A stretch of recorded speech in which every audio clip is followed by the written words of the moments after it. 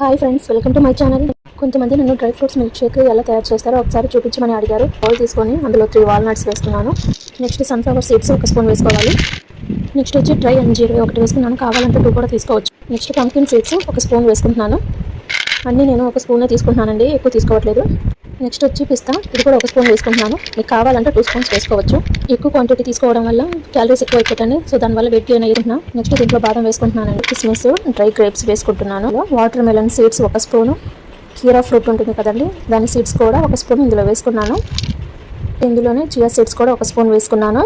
మీరు పోస్ట్ ఉండొచ్చండి, సో బాగా క్లీన్ చేసుకొని 1 అవర్ నానబెట్టి తర్వాత మిల్క్ షేక్ చేసుకోవాలి. వాళ్ళ పైన ఉన్న డస్ట్ అంతా పోతుందండి. సో క్లీన్ చేసిన డ్రై ఫ్రూట్స్ని మిక్స్లో వేసుకొని నెక్స్ట్ ఇందులోనే మిల్క్ 1 గ్లాస్ వేసుకుంటున్నాను. నెక్స్ట్ ఇందులో నేను డేట్స్ 2 వేసుకుంటున్నాను. వీటన్నిటిని మిక్సీలో గ్రైండ్ చేసుకున్నాను. ఇప్పుడు dry fruits milk shake ready అయిపోయింది. హనీ వేసుకుంటున్నాను.